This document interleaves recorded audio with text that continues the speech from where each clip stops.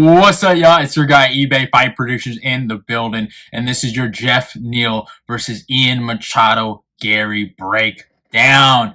I am so hyped for this fight. I think the stakes for this matchup is kind of crazy. You know what I'm saying? It's kind of crazy because first of all, let's put the own personal eBay Fight Prediction Nation stakes on it.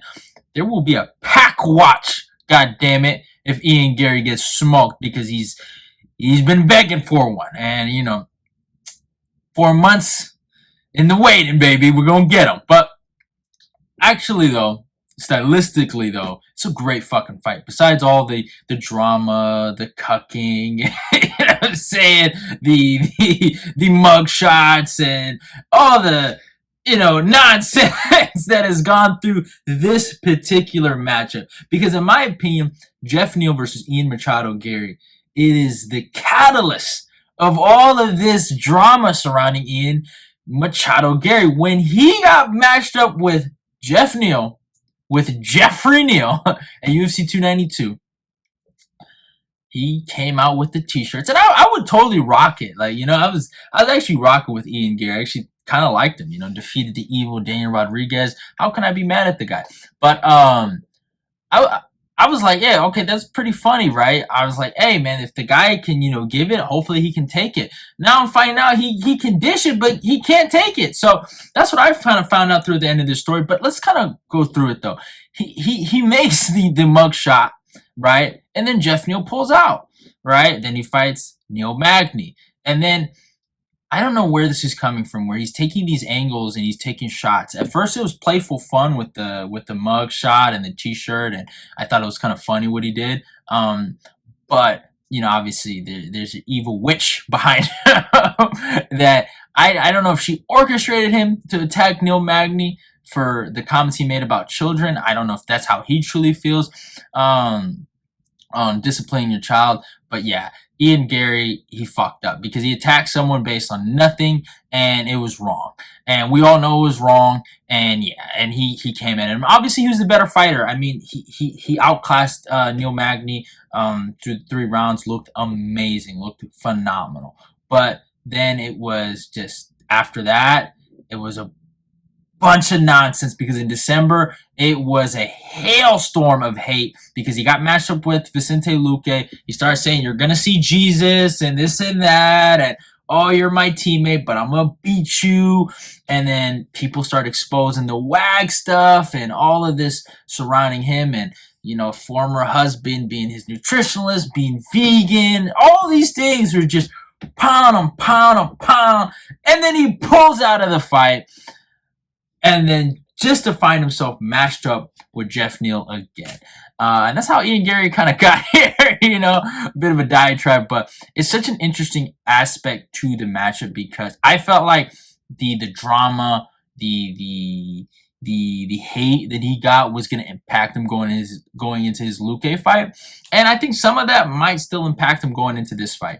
I think, here's the facts. I think Ian Garry, stylistically as a striker, is a better fighter than both Vicente Luque and Geoff Neal. Now, I think Geoff Neal is obviously better than Vicente Luque because he knocked him the fuck out. And we saw that. But I think that being said, him being better than Geoff Neal, my humble opinion, just my opinion, I think a lot of that trash talk does play into a big factor in this matchup because I don't know if they're going to have a press conference for UFC 298, but I assume so they will. And I don't know what's going to happen.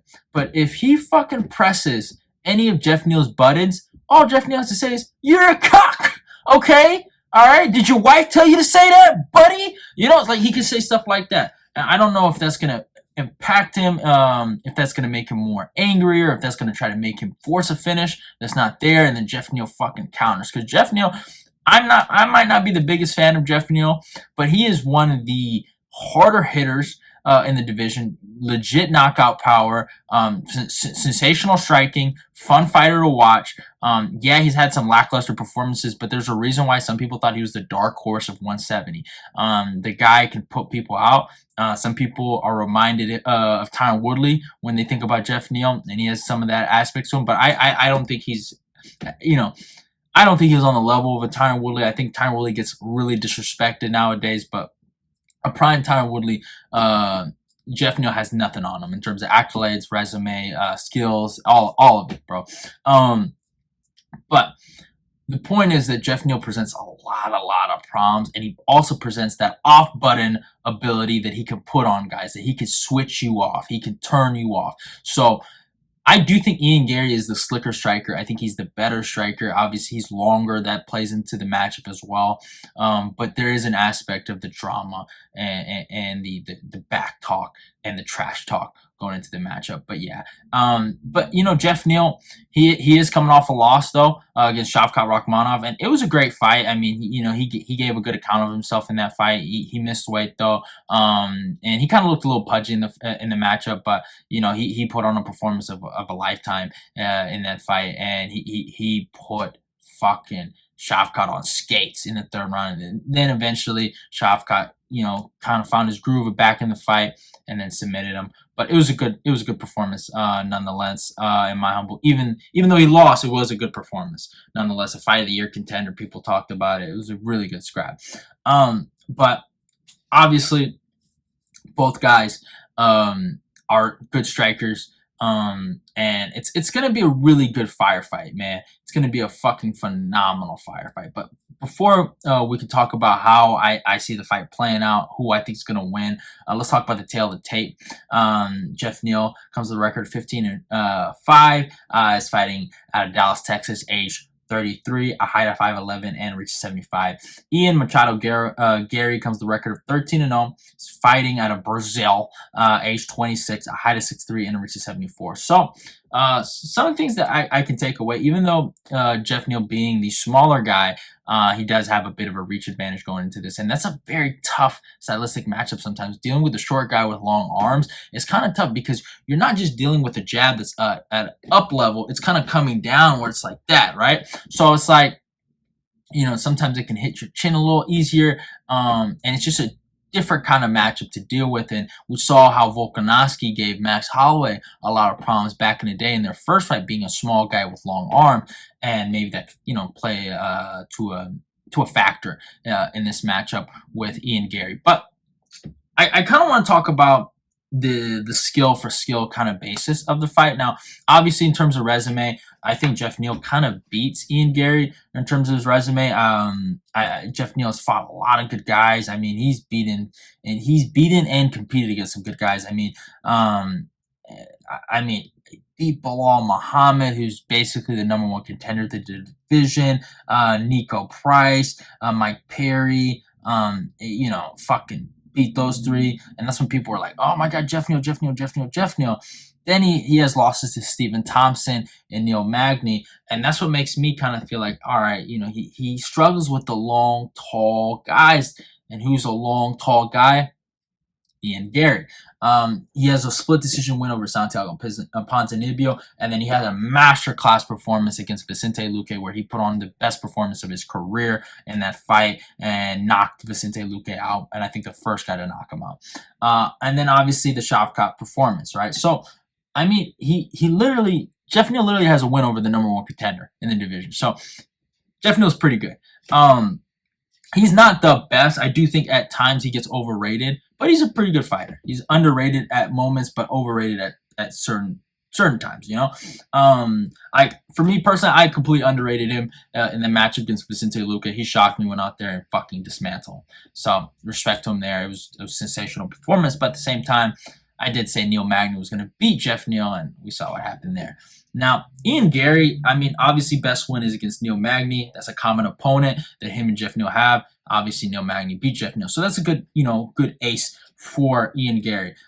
He's beat Dan Rodriguez, Kenan Song, Gabe Green, Darian Weeks, and Jordan Williams. And that's basically his UFC run. Nothing too crazy. Obviously, his best two wins is Dan Rodriguez and Neil Magny. He got dropped against Kenan Song, which isn't a great look. And then Jordan Williams was lightweight, lighting him up before the finish.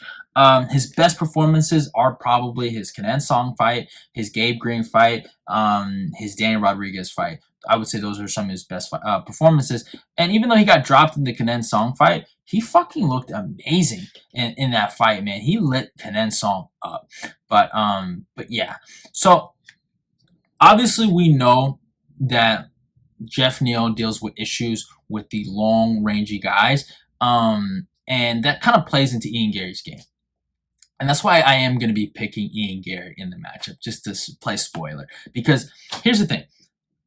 We've seen Neil Magny do it, and we saw Stephen Thompson do it. And I think that fight's going to remind me more of the Thompson fight than anything with Ian Garry and Geoff Neal. Because I just think fucking Ian Garry is just going to jab at him. He's going to be super bouncy. He's going to be in and out. He's going to whiff and dodge and just roll, and you know what I'm saying, under all of those power shots that Geoff Neal's going to throw at him, and he's just going to be super, super safe. And that's just how I kind of see the matchup going. I just truly, truly believe that Ian Garry gets out of all the offense that Geoff Neal's going to bring to him and all the heat that he's going to throw. But Ian Garry, I'm going to say this again. If you fucking get knocked out, Pack Watch is coming, because the cuck mentality, the wag nonsense that's behind you, and the disrespect that you throw into a real veteran in Neil Magny and cause him some real life, problems where he's dealing with shit with just getting custody of his children, you're gonna have to pay, buddy. So I do have Ian Garry winning this fight, but motherfucker, Pack Watch is coming. Alright, Pack Watch is coming if you lose. If you slip by any means necessary, the cigars will be lit up, the lighters will be coming, and Pack Watch is coming, baby. You're done, son. So Ian Garry, there's a lot of stakes on the line, buddy. You better win this fight, man, or you will be added to the new year of 2024. Pack Watch edition, baby. Alright, we're gonna get that green cigar, maybe, and light that bitch up. But besides all of that, though, just joking. I do have I have Ian Garry winning this fight. Do I have anything on the fight? No. If anything, I do think I would say Geoff Neal's the side in terms of betting, but I personally it's a fight that I'm gonna stay away from. I'm not gonna put no money. It's kind of one of those weird fights where I do think Ian Garry's gonna fucking outclass him, but there's a good chance of just being upset. So I'd rather stay away from this fight. And it's a very close competitive fight, and against two really good fighters. So should be a good, honest fight though. But yeah, hope you guys enjoyed the breakdown. Go follow me on my Instagram and my Twitter. Like, comment, share the video. I have Ian Garry winning this fight by decision. I think he's just gonna outpoint, outjab, outwork Geoff Neal. But yeah, that is it for your boy. I'm out of here. Love y'all. Goodbye. And yeah, man, we're done. We're done. And you're gonna hear Brunel tell you guys, you better subscribe, and let's get that eBay Fight Prediction Nation growing. Love y'all, and I'm gonna go check that out. And hey, subscribe to eBay's Fight Prediction. Let's keep the eBay Fight Predictions Nation growing.